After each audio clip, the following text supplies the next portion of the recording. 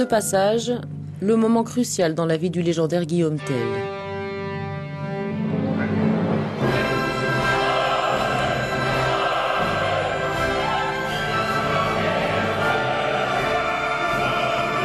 C'est le retour après 100 ans du chef-d'œuvre de Rossini à l'Opéra de Monte-Carlo.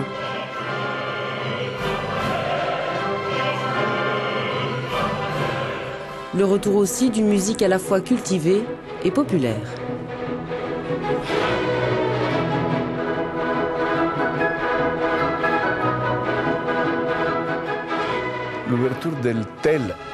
L'ouverture de Guillaume Tell anticipe l'histoire de cet opéra. C'est déjà révolutionnaire.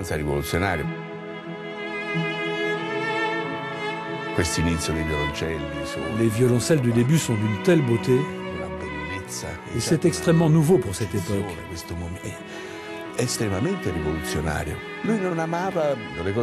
Rossini était anti-violence, mais dans ses idées musicales, c'était un grand révolutionnaire. Mais pour une révolution à mener par la pensée et les actes, pas par la violence.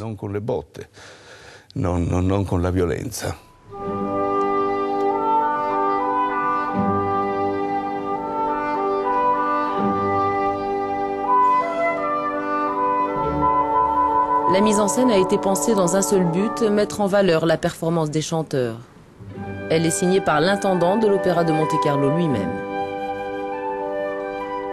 Je crois qu'il faut faire de Guillaume Tell un être hors catégorie. C'est-à-dire que Guillaume Tell, c'est un colosse. Il se trouve que j'ai engagé un colosse, physiquement parlant. Nicolas Laimo est un colosse, est un garçon colossal. Mais c'est vraiment ce que je voulais. On sent que cet homme-là n'est pas comme les autres. Et il est capable de soulever des montagnes.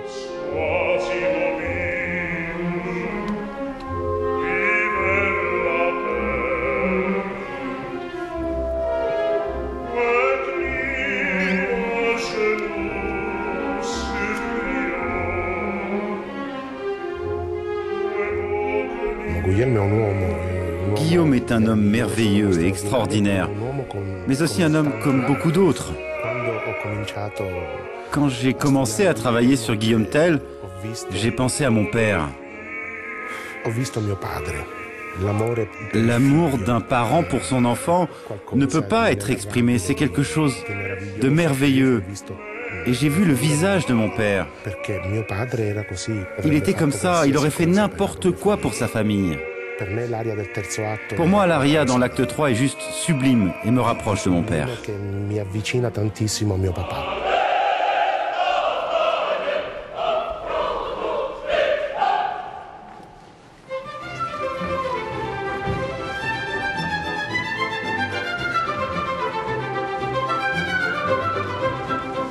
Présenté pour la première fois en 1829 à Paris, Guillaume Tell est le grand opéra par excellence. Un mélange de théâtre, de chant, de musique et de ballet, un mélange d'ingrédients prisés des Français.